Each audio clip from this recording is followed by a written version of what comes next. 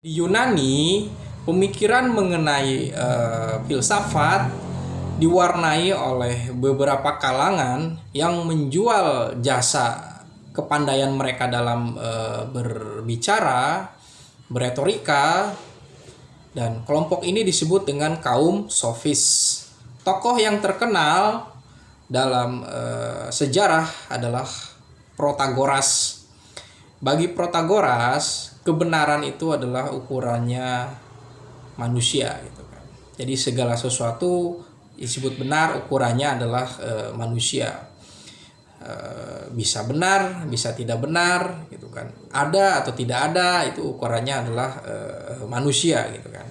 Pada satu sisi ini memang kita harus memahami bahwa pengetahuan itu selalu dalam perspektif manusia gitu kan, selalu dalam batasan pemahaman, pengalaman kemanusiaan kita gitu kan. Tetapi ketika merelatifkan, menghapuskan mana sesuatu yang benar pasti dengan yang tidak pasti, ini juga akan menghasilkan suatu kebingungan gitu kan.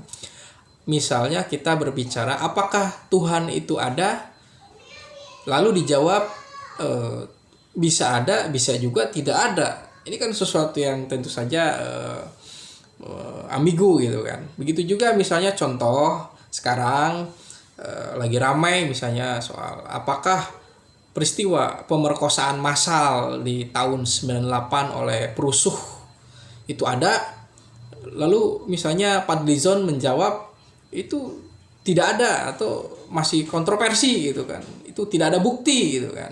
Ini sama saja menjelaskan bahwa apakah pemerkosaan massal di tahun 98 akibat kerusuhan itu ada?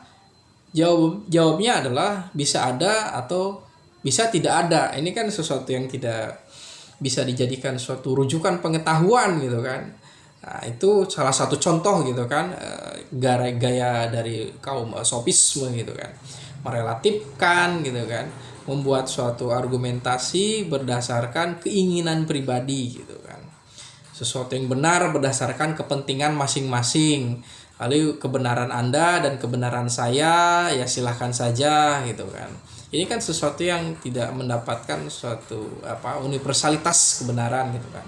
Atau memang di dalam pemikiran kaum sofis itu universalitas kebenaran yang hakiki itu tidak ada gitu kan. Maka yang tersisa adalah suatu perspektivisme gitu kan. Seenak-enaknya saja gitu kan. Tidak ada kebenaran, tidak ada sesuatu yang disebut keutamaan. Semua orang boleh berpikir bebas gitu kan. Dan kaum sofis menghilangkan suatu nilai, suatu fondasi gitu kan. Dan tentu saja motifnya adalah untuk memenangkan suatu perdebatan, argumentasi, karena dibayar gitu kan. Ya ciri yang paling utama dari kaum sofis ini kan ya dibayar gitu. Mereka akan berbicara kalau dibayar gitu kan, dan akan mengajarkan pengetahuan karena ya dibayar untuk jasa mereka gitu kan. Tapi pada satu sisi kaum sofis ini memindahkan atau memfokuskan pemahaman tentang pengetahuan dari yang berbicara tentang alam semesta, alam, kosmos, berbicara tentang manusia dan masyarakat. Cuma mereka menggunakan suatu paradigma relativisme ketika mereka berbicara mengenai suatu kebenaran gitu kan. Dan memang bagi mereka kebenaran itu sesuatu yang relatif gitu kan. Tuhan bisa ada, bisa tidak ada.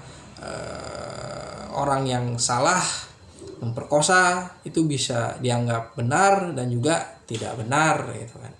Ini sesuatu yang ambigu gitu kan. Jadi segala logika yang membuat kita ambigu, membuat kita menjadi pusing, ya melunturkan semua tatanan gitu kan, itu disebut dengan kaum sofis. Kaum ya dianggapnya itu kaum retorik atau kaum ya pembohong gitu kan. Pembohong untuk yang penting tujuan mereka bisa memenangkan suatu perdebatan.